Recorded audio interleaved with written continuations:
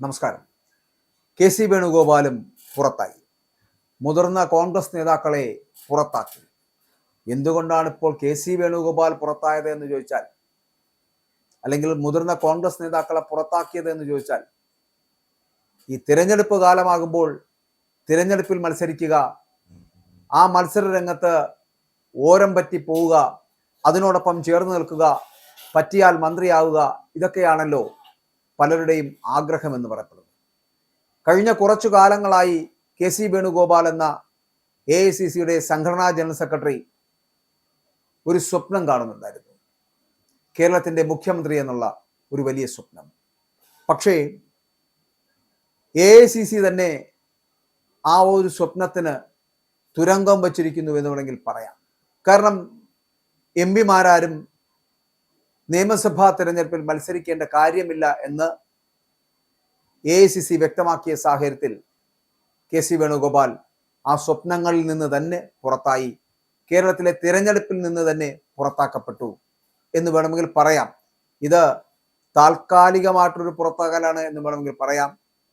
വരാനിരിക്കുന്ന അകത്താകലിന് മുന്നോടിയായിട്ടുള്ള ഒരു പുറത്താകൽ. രാഹുൽ ഗാന്ധി ഉള്ളിടത്തോളം കാലം കെ.സി. വേണുഗോപാലിനെ പേടിക്കണ്ട. പക്ഷേ ബാക്കിയുള്ള നേതാക്കൾ എങ്ങനെയായിരിക്കും കെ.സി. വേണുഗോപാലിനെ പരിചരിക്കുക എന്നുള്ളത് കാത്തിരുന്ന് കാണേണ്ടതാണ്. എന്തായാലും കോൺഗ്രസിന്റെ തിരഞ്ഞെടുപ്പ് പ്രചാരണ പരിപാടികൾ ആരംഭിക്കാൻ പോകുന്നു. സ്ഥാനാർത്ഥി നിർണയങ്ങളൊക്കെ പൂർത്തിയാകാൻ പോകുന്നു. കോൺഗ്രസിന്റെ തിരഞ്ഞെടുപ്പ് സമിതി നാളെ വീണ്ടും യോഗം ചേരാൻ പോകുന്നു. നിയമസഭാ തെരഞ്ഞെടുപ്പിലെ സിറ്റിംഗ് MLA-മാർ ഉൾപ്പെടെ 31 സ്ഥാനാർത്ഥികളുടെ ആദ്യ പട്ടികയ്ക്ക് കഴിഞ്ഞ ദിവസം അംഗീകാരം നൽകുകയും ചെയ്തിരുന്നു. അപ്പോൾ ഇനി അറിയേണ്ടത് ബാക്കിയുള്ള മണ്ഡലങ്ങളിലെ സ്ഥാനാർത്ഥികളെ നിശ്ചയിക്കാൻ, അതിനാണ് യോഗം ചേരുന്നത്. പെരുമ്പാവൂരിലെ MLA ആയിട്ടുള്ള എൽദോസ് കുന്നപ്പള്ളി മത്സരിക്കുന്ന കാര്യത്തിലും തീരുമാനം ഉണ്ടാകേണ്ടതുണ്ട്. നാളത്തെ യോഗത്തോടുകൂടി സ്ഥാനാർത്ഥി നിർണയം അന്തിമമാക്കാനാണ് മധുസൂദനൻ മിസ്ത്രി അടക്കമുള്ളവരുടെ നേതൃത്വത്തിലുള്ള സ്ക്രീനിംഗ് കമ്മിറ്റി ലക്ഷ്യമിടുന്നത് എന്നുള്ളതാണ്.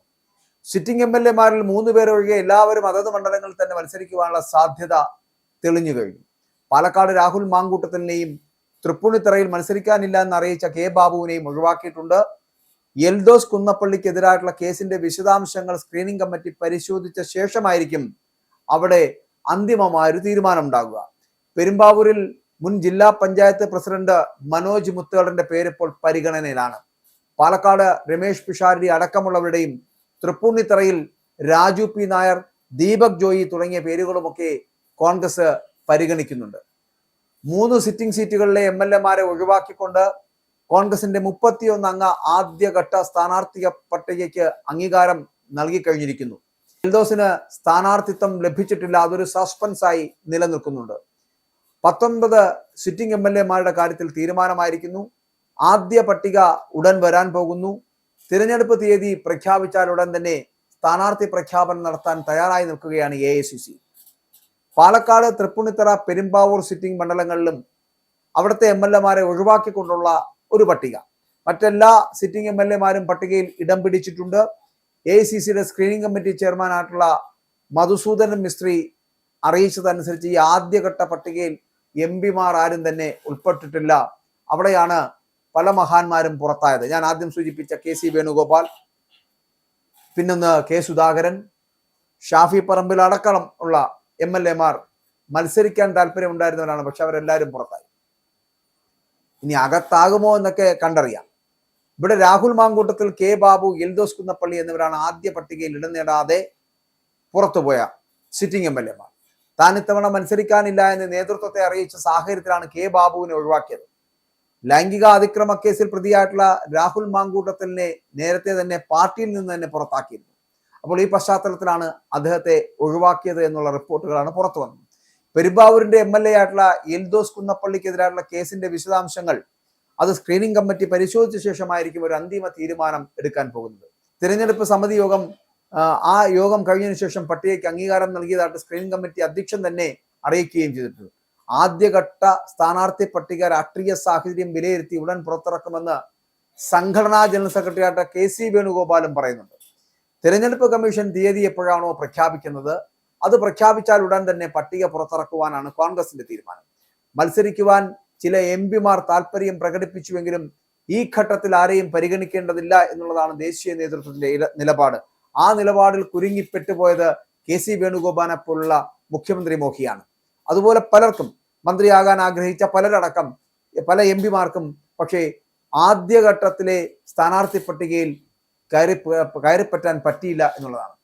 19 സിറ്റിംഗ് MLA-മാരും മറ്റ് 12 സ്ഥാനാർത്ഥികളും അടങ്ങിയ പട്ടികയാണ് ഇപ്പോൾ അംഗീകരിച്ചിരിക്കുന്നത്. ബാക്കി മണ്ഡലങ്ങളിലേക്കുള്ള സ്ഥാനാർത്ഥികളെയൊക്കെ കണ്ടെത്താൻ ജനുവരി 13-ന് 2ാം ഘട്ട സ്ക്രീനിംഗ് കമ്മിറ്റി യോഗം ചേരുകയാണ്. ഒറ്റപ്പേരുകളിൽ തീരുമാനമായത് ഏകദേശം 31ഓളം പേരാണ്. ഇപ്പോൾ അറിയാം, കൊടുങ്ങല്ലൂരിൽ OJ Janeesh, തൃത്താലയിൽ VT Balram, കൊയിലാണ്ടിയിൽ Praveen Kumar, ചിറ്റൂരിൽ Sumesh Achuthan, Vattiyoorkavu K Muraleedharan, കൊട്ടാരക്കരയിൽ ഐഷ പൊറ്റി, തരൂരിൽ KC സുബ്രഹ്മണ്യം, കുന്നത്തുനാട് VP സജീന്ദ്രൻ, പൊന്നാനിയിൽ നൌഷാദ് അലി, നാദാപുരത്ത് KM അഭിജിത്ത്, മണലൂരിൽ TN പ്രതാപൻ, കൊല്ലത്ത് ബിന്ദു കൃഷ്ണ. പിന്നെ ഇപ്പോൾ നിലവിൽ മത്സരിക്കുന്ന MLA-മാരുണ്ട്. അവരെന്ന് ചിലപ്പോൾ പേരാവൂരിലെ സണ്ണി ജോസഫ് തന്നെ മത്സരിക്കുകയാണ്. ഇരിക്കൂറിൽ സജീവ് ജോസഫ് മത്സരിക്കുന്നു. സുൽത്താൻ ബത്തേരിയിൽ IC ബാലകൃഷ്ണൻ തന്നെയാണ്. കൽപ്പറ്റയിൽ T സിദ്ദിഖ് മത്സരിക്കുന്നു. വണ്ടൂരിൽ AP അനിൽകുമാർ, നിലമ്പൂരിൽ ആര്യാടൻ ഷൗക്കത്ത്, ചാലക്കുടി മണ്ഡലത്തിൽ സനീഷ് കുമാർ ജോസഫ് മത്സരിക്കുന്നു. വീണ്ടും അങ്കമാലിയിൽ റോജി M ജോൺ തന്നെയാണ് വീണ്ടും സ്ഥാനാർത്ഥി.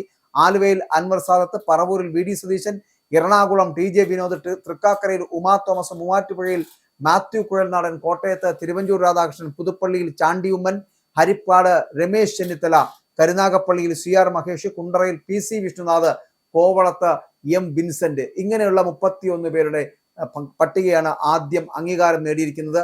ഈ പട്ടിക വരും ദിവസങ്ങളിൽ പുറത്തിറക്കുകയും ചെയ്യും.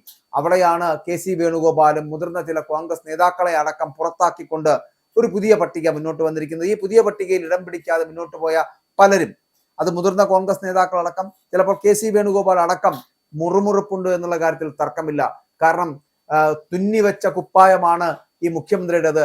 അതിടാൻ കഴിയാതായി പോകുമോ എന്നൊരു വിഷമം KC വേണുഗോപാലിന് ഉണ്ടായേക്കാം. പക്ഷെ എങ്കിലും വരും ദിവസങ്ങളിൽ ഇനിയും തന്ത്രങ്ങൾ ബാക്കിയുണ്ട് എന്നുള്ളത് കൊണ്ട് തന്നെ സ്ഥാനാർത്ഥി പട്ടിക അപൂർണമാണ്. പൂർണ്ണമാകുന്ന കാലഘട്ടത്തിൽ ചിലപ്പോൾ AICCയുടെ തീരുമാനത്തിൽ മാറ്റമുണ്ടായേക്കാം. അങ്ങനെയാണെങ്കിൽ ഇപ്പോൾ ഈ പുറത്തായി കിടക്കുന്നവരെല്ലാം ചിലപ്പോൾ അകത്തായേക്കാം.